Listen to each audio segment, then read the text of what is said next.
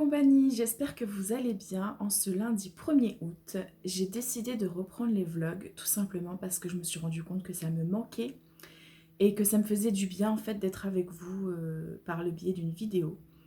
Donc voilà, on est le 1er août 2023, j'ouvre une nouvelle semaine de vlog et j'ai commencé hier la lecture du premier tome de la saga Agatha Raisin, MC Beaton, La quiche fatale.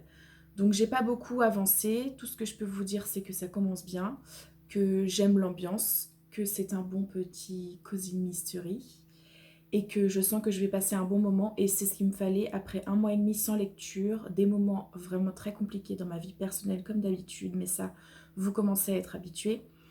Il me fallait quelque chose de frais qui fasse rire, donc voilà, j'ai décidé de reprendre la lecture avec cette petite beauté. On admire la couverture qui est très belle. Le format qui est un mi-poche, mi-broché. Donc à tenir en main, c'est juste trop cool.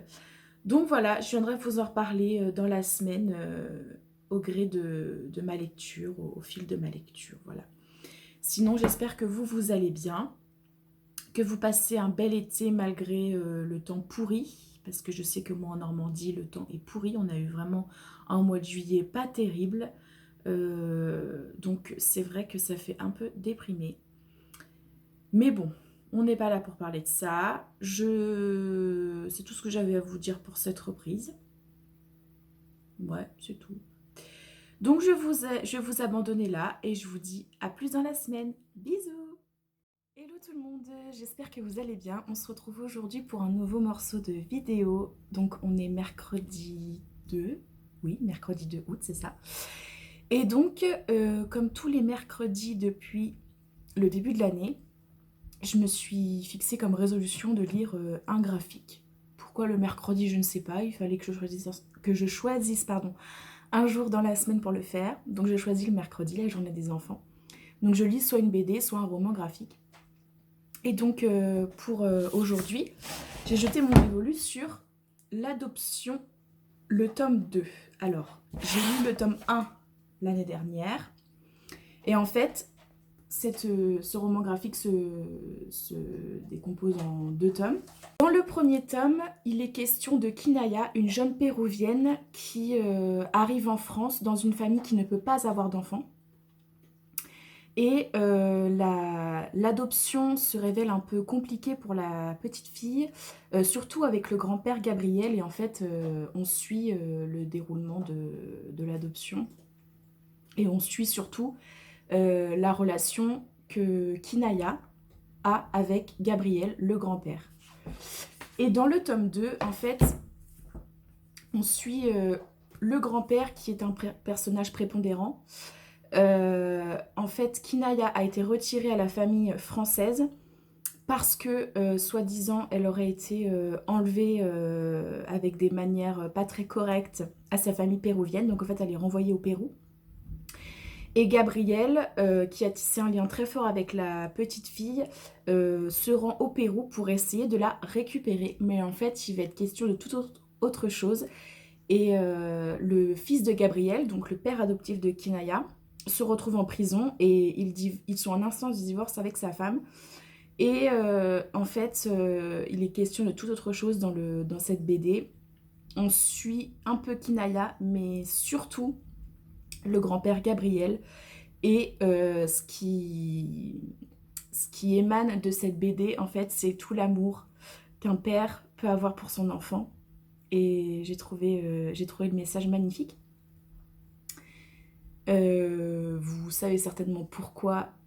Pour ceux qui me connaissent, pour ceux qui ne me connaissent pas, je ne veux pas non plus étaler ma vie ici. Mais voilà, en fait, c'est vraiment l'amour d'un enfant, l'amour d'un père, pardon, envers son enfant qui est le message vraiment principal de la BD. Et d'ailleurs, la citation qui est au dos de la BD, c'est « On cherche parfois à porter son amour plus loin qu'on ne le devrait ». Et bah, je trouve que ça résume parfaitement le message. Je suis désolée si vous entendez des coups de griffe, c'est le chat qui fait ses griffes sur les chaises, tout va bien. Donc voilà ce que je peux vous dire pour cette BD. Je vous la conseille fortement. C'est 2 tomes. Et franchement, les planches sont juste à tomber par terre. Je vais vous montrer ça. Les planches de nuit, surtout, je les ai trouvées magnifiques. De ce bleu, vraiment. Alors, je suis désolée pour la lumière. Voyez-vous ce bleu magnifique. Et en fait, on retrouvait à peu près les mêmes planches. Enfin, elles étaient plus lumineuses dans le premier tome.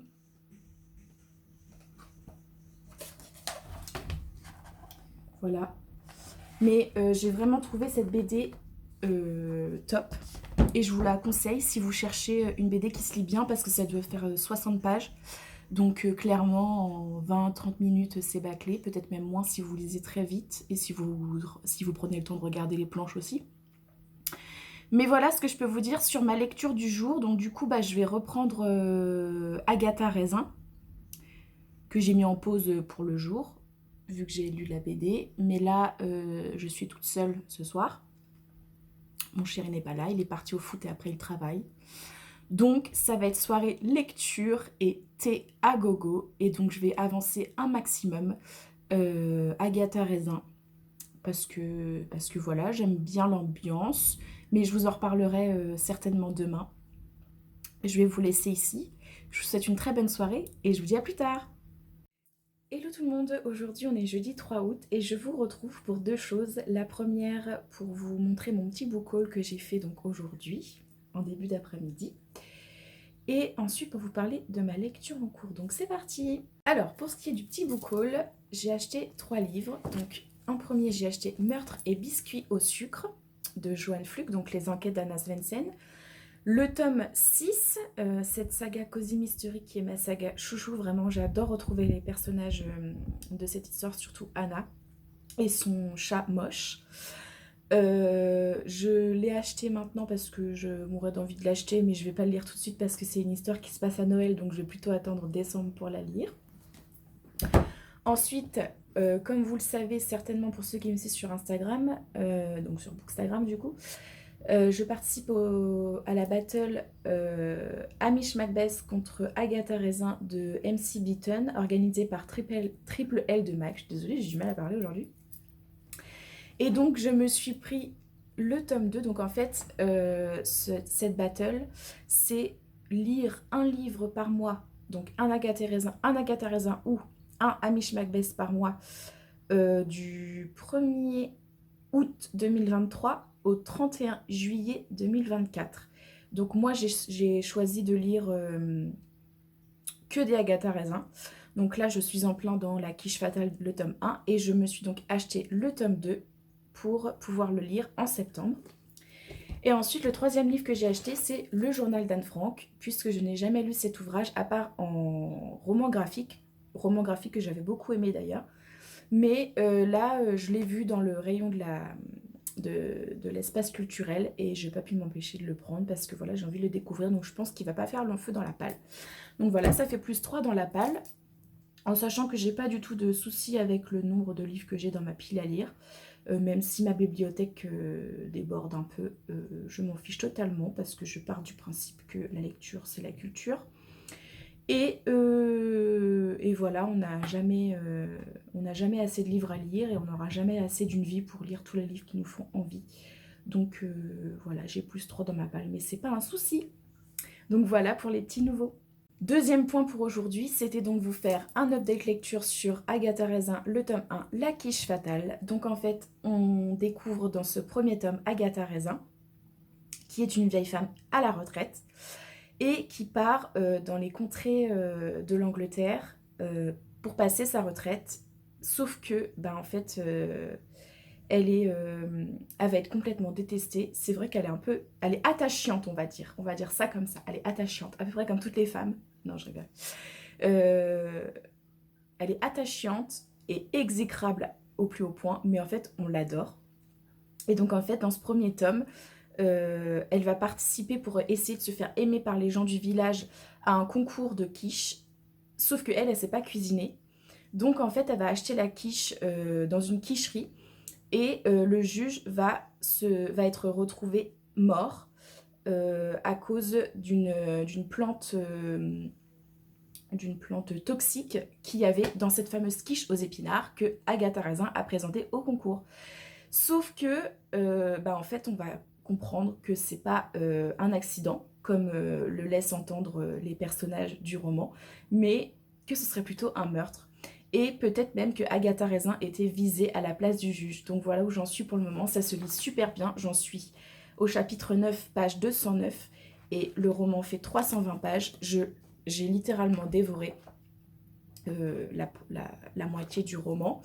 Et je pense très certainement que je vais le finir d'ici demain parce que je passe un très bon moment. Vraiment, même si les chapitres sont assez longs parce qu'ils font quand même, on va dire, une dizaine, voire une quinzaine de pages, franchement, ça se lit super bien, ça passe super vite.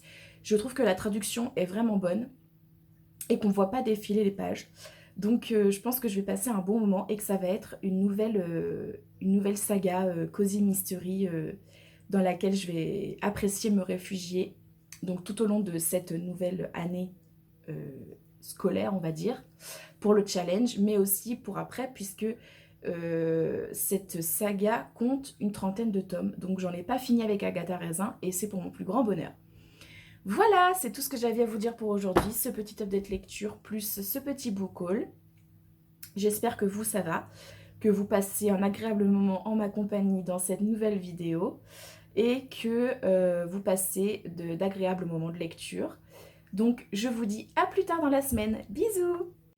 Hello la compagnie, on est aujourd'hui vendredi 4 août et je vous retrouve pour vous faire un update lecture. Ça y est, j'ai terminé hier soir Agatha Raisin, le tome 1, La quiche fatale. Donc comment vous dire en fait que j'ai adoré ce premier tome, même si j'ai trouvé que le dénouement était un peu prévisible, on va dire à la moitié du roman. J'ai trouvé que ça se lisait super bien, que la traduction était bonne et que l'enquête était quand même bien ficelée malgré tout et qu'on passe un super bon moment. Agatha, c'est vraiment un personnage exécrable, mais qu'on adore suivre dans cette aventure. Et en fait, ça me fait penser aux enquêtes d'Anna Svensson, puisque Agatha résout elle-même l'enquête. Donc je suppose que ça va être la même chose dans les tomes suivants.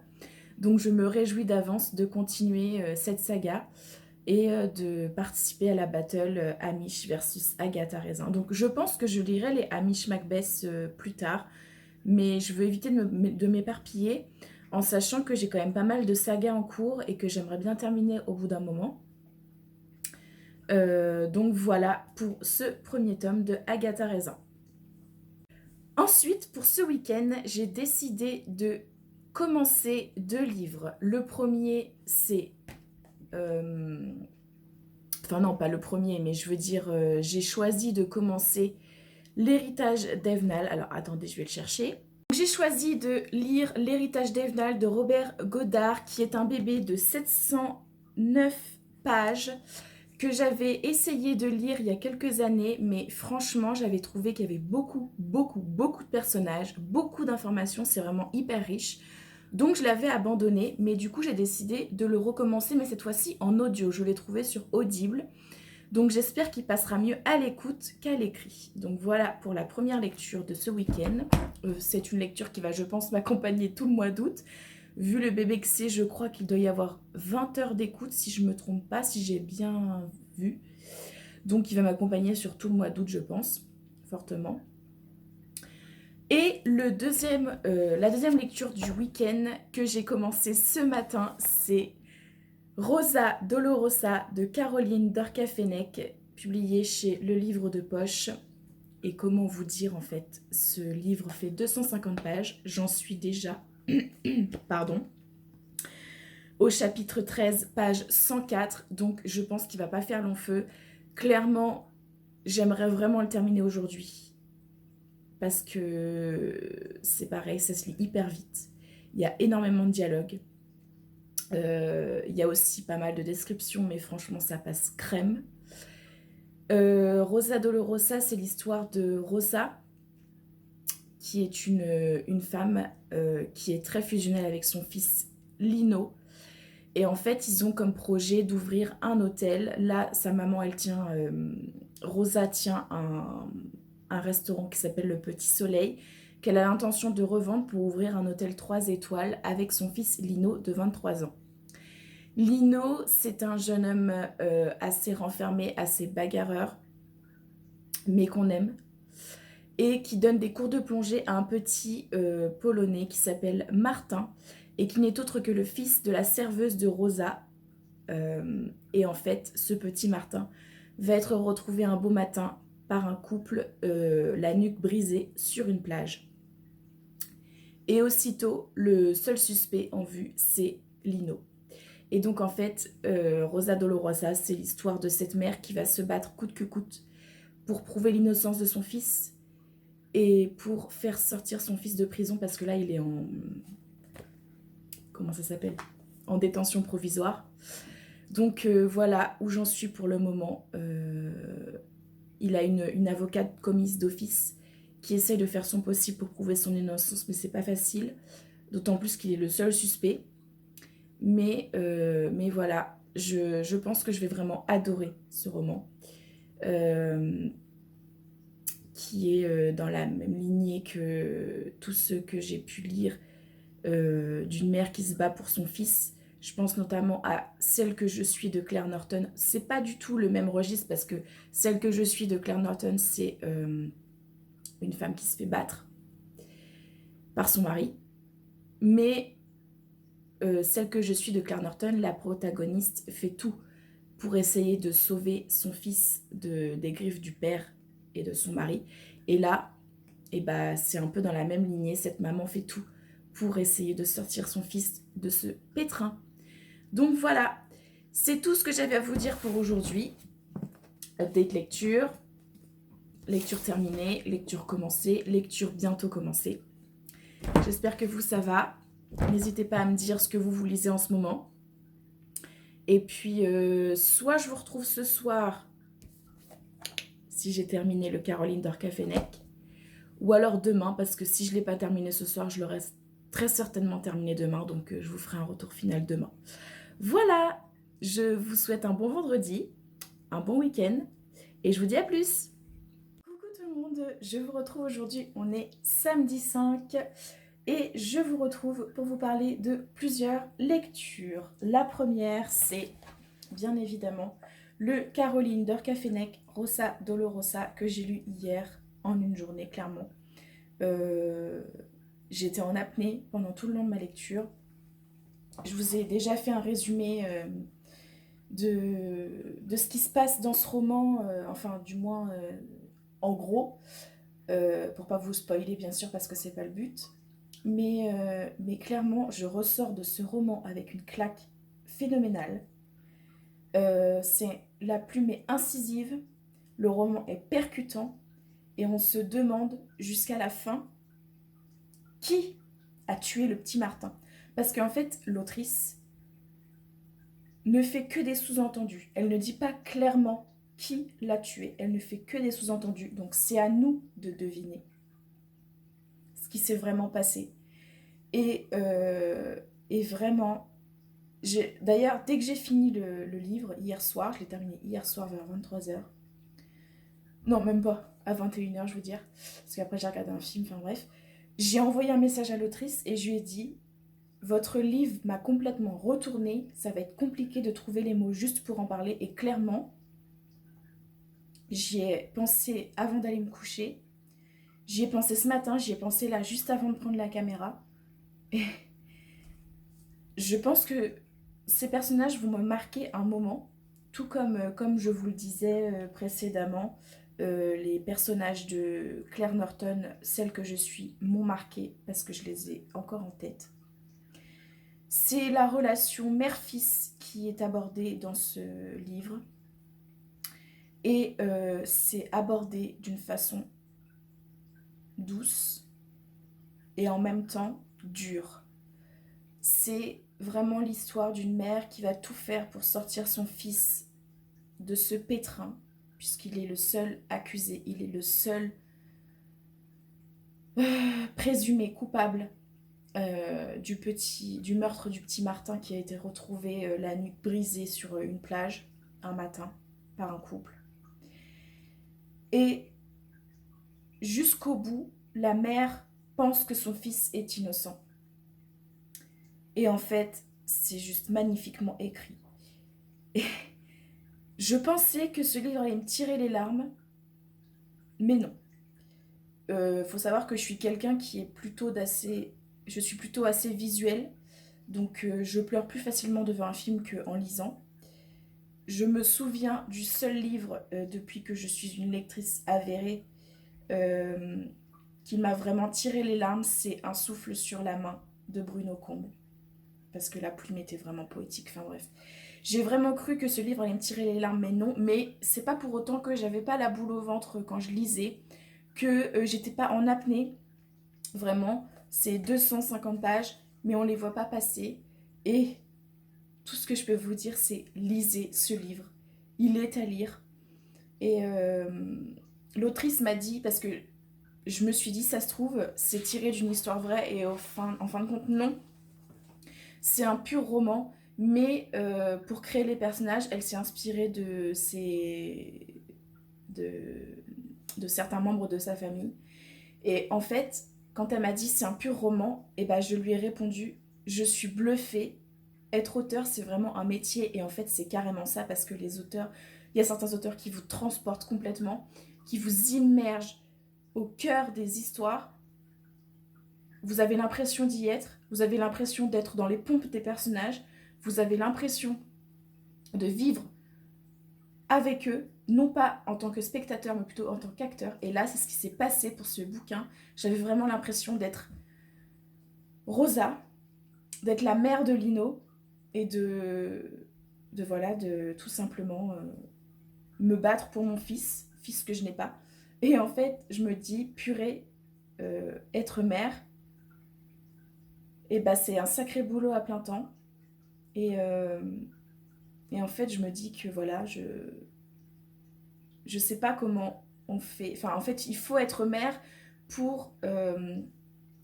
j'en perds mes mots, je suis vraiment désolée, c'est vraiment décousu. Mais il faut vraiment être mère pour se donner à 1000%, 2000%, 3000%, pour un autre être vivant. Et je pense vraiment que c'est vraiment la seule relation mère-enfant qui fasse que on se donne corps et âme pour sauver la chair de sa chair. Donc voilà ce que je peux vous dire sur ce roman, mais il faut le lire, en plus il est court. Et comme je vous dis, une fois qu'on l'a commencé, on ne peut pas le lâcher, on veut absolument savoir ce qui s'est passé. Donc à mon avis, quand on lit ce roman, on le lit d'une traite. Et c'est ce qui s'est passé pour moi. Donc voilà, je suis vraiment très heureuse d'avoir lu ce roman.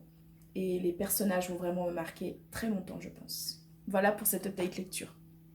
Ensuite, hier soir, après avoir regardé mon film, j'ai commencé en audio cette bricasse, L'héritage d'Evenal de Robert Godard. Et je me suis rendu compte, en fait, hier en regardant ma vidéo, que je vous avais même pas fait de résumé, rien. J'avais même pas lu le résumé, même pas annoncé le topo. Donc je vais vous lire le résumé. 1882, St. John's Wood. Un homme se présente aux portes de la maison de Constance Trenchard. À la stupéfaction de tous, il prétend être James Davenport, l'ancien fiancé de Constance, disparu une semaine avant leur mariage et que tout le monde pense mort depuis 10 ans. Si la jeune femme le reconnaît et le croit, toute la famille de James Davenport, en particulier sa mère et son frère, Sir Hugo, héritier du prestigieux domaine de Cliff Court, prétend qu'il s'agit d'un imposteur. C'est le début d'un incroyable puzzle sur fond d'aristocratie victorienne et de secrets de famille qui, après de multiples rebondissements, connaîtra une conclusion tout à fait inattendue. Considéré par Stephen King comme le meilleur écrivain du genre, Robert Godard happe littéralement son lecteur avec ce roman d'intrigue où les histoires de pouvoir, d'argent, d'amour et de famille lézardent peu à peu la façade respectable d'une société en pleine décomposition.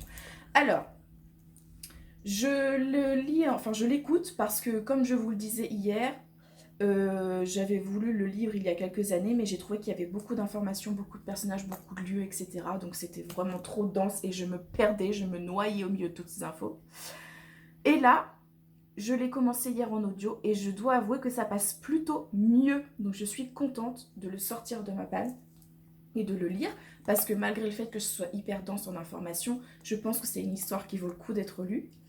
Donc je suis contente. En plus, la voix est super addictive, c'est un homme qui lit. C'est super addictif. Et en plus, les chapitres de l'audio correspondent aux chapitres du livre. Et ça, je trouve ça hyper important, parce qu'il m'est arrivé d'écouter des livres, d'avoir le livre dans mes mains et le chapitre ne correspondait pas du tout, donc j'étais complètement paumée. Alors que là, j'en suis, donc j'ai écouté un chapitre. Il faut savoir que, étant donné qu'il y a 20 heures d'écoute, le premier chapitre fait 48 minutes et là le deuxième qui m'attend fait 1 heure. Donc c'est quand même des écoutes assez considérables. Donc voilà, je suis contente que les chapitres du livre correspondent aux chapitres de l'audio. Et je suis contente que ça passe mieux et j'ai hâte de retourner à ma lecture. Donc c'est quand même un bon point. Voilà, donc c'est tout ce que j'avais à vous dire pour aujourd'hui. Donc aujourd'hui, ça va être continuer l'audio de l'héritage Dave Noll et commencer une nouvelle lecture, Le tatoueur d'Auschwitz de Heather Morris, que je ne vous présente pas parce que je suppose que vous le connaissez, même si je peux quand même vous lire le résumé. L'histoire vraie d'un homme et d'une femme qui ont trouvé l'amour au cœur de l'enfer. Sous un ciel de plomb, des prisonniers défilent à l'entrée du camp d'Auschwitz. Bientôt, ils ne seront plus que des numéros tatoués sur le bras. C'est Leil, un déporté, qui est chargé de cette sinistre tâche. Il travaille, le regard rivé au sol, pour éviter de voir la douleur dans les yeux de ceux qu'il marque à jamais. Un jour, pourtant, il lève les yeux sur Gita, et la jeune femme devient sa lumière dans ce monde d'une noirceur infinie. Ils savent d'emblée qu'ils sont faits l'un pour l'autre. Dans cette prison où l'on se bat pour un morceau de pain et pour sauver sa vie, il n'y a pas de place pour l'amour. Ils doivent se contenter de minuscules moments de joie qui leur font oublier le cauchemar du quotidien. Mais Leil fait une promesse à Gita. Un jour, ils seront libres et heureux de vivre ensemble. Donc voilà ma nouvelle lecture que j'aimerais aussi lire ce week-end. Donc aujourd'hui et demain, il fait 310 pages à peu près. Ouais, 300 pages. Donc je pense que c'est largement faisable en sachant qu'aujourd'hui, enfin que ce week-end est un week-end normalement total repos où on ne bouge pas, on ne fait rien. Donc je vais pouvoir lire à gogo, boire des litres de thé à gogo. Donc voilà, je vous reprendrai certainement demain donc pour vous parler de mes avancées lecture et pour vous parler aussi d'autres choses. Mais je vous garde la petite surprise pour demain. Voilà, je vous souhaite à tous un bon samedi et je vous dis à plus. Hello tout le monde, j'espère que vous allez bien. Aujourd'hui, on est dimanche 6 août, oui c'est ça. Et je viens vous donner mon avis sur Le tatoueur d'Auschwitz de Heather Morris, que je viens tout juste de terminer, donc c'est vraiment un avis à chaud. Donc c'est un livre qui fait 300 pages, qui est publié chez les éditions J'ai lu, et que j'ai lu clairement en 24 heures. Encore un récit où j'ai été en apnée, où j'ai pas terminé hier parce qu'en fait j'étais trop prise par la fatigue, mais clairement si j'avais pu le terminer hier, je l'aurais terminé hier. Dans ce livre, on va suivre Leil, qui est un jeune Slovaque qui est déporté dans le camp d'Auschwitz et qui va devenir le tatoueur, d'où le titre, le tatoueur d'Auschwitz. Il tatoue les matricules sur tous les déportés, qu'ils soient juifs ou non. Enfin, en l'occurrence, c'est plutôt des juifs, puisque le camp d'Auschwitz, c'est un camp de juifs. Et au milieu de tout ça, au milieu de la guerre, au milieu des camps de l'horreur, va naître une histoire d'amour avec Gita, une jeune Slovaque, elle aussi. Ils vont tous les deux tomber amoureux. Et en fait, on va suivre leur histoire à travers ce récit. Et ce que j'ai adoré plus que tout, c'est que en fait, le récit est au présent. Je ne sais pas si vous voyez ce que je veux dire, mais des fois, souvent, il arrive que le récit soit à l'imparfait ou au passé simple. Et là, tout le récit est au présent. Et ça nous met vraiment dans l'ambiance, dans le bain. Ça nous immerge complètement au cœur de la Seconde Guerre mondiale, au cœur de ces horreurs des camps. Vraiment, c'est juste horrible. et c'est magnifiquement écrit, encore une fois. J'ai l'impression de me répéter à chaque fois quand je parle des livres, là, cette semaine, mais j'ai que des bonnes lectures, donc tant mieux. Mais voilà, le c'est juste, incroyable. Leil va, au milieu de l'horreur de ce camp de concentration, va, heu, va réussir à, à ne pas être tué justement, alors que la plupart des juifs sont tués dans les fours crématoires. Et lui, il va réussir à passer outre ça. Et vraiment, il slalome entre ça parce que plusieurs fois, il manque de se faire tuer. Mais il réussit, je sais pas comment il fait, mais il réussit à passer outre ça. Et l'amour qu'il a pour Gita va aussi énormément l'aider, le motiver, le, voilà, le rendre encore plus fort parce qu'il lui a fait une promesse, c'est qu'ils se retrouveront après la guerre, ils feront l'amour après la guerre, ils s'aimeront après la guerre. Et je pense que c'est vraiment ça qui ressort, le message très fort qui ressort de ce bouquin, c'est que l'amour triomphe toujours. Et c'est vraiment magnifique parce que voilà, l'amour au milieu de la guerre, on sait que c'est pas un sujet facile. Donc voilà ce que je peux vous dire pour ce bouquin, lisez-le parce qu'il vaut le coup d'être lu. Et il y a une suite, apparemment, Le voyage de Silka, que je ne connais pas, mais que je vais m'empresser d'acheter et de lire. Parce que clairement, La plume des heures Maurice est juste somptueuse. Elle arrive à dépeindre le beau dans l'horreur. Et c'est juste incroyable. Donc voilà pour ma nouvelle lecture terminée. Je n'ai pas avancé l'héritage d'Evenol. J'ai préféré me consacrer au tatoueur d'Auschwitz. Mais je vais reprendre cet audio là ce soir. Et puis, je vais conclure ici ce vlog. Et puis, je vous retrouve la semaine prochaine pour de nouvelles aventures livresques. J'espère que vous avez passé un très bon moment en ma compagnie. N'hésitez pas à commenter, liker et partager sur les réseaux votre moment de visionnage. Ça me ferait vraiment très plaisir. Je vous fais des gros bisous et je vous dis à plus!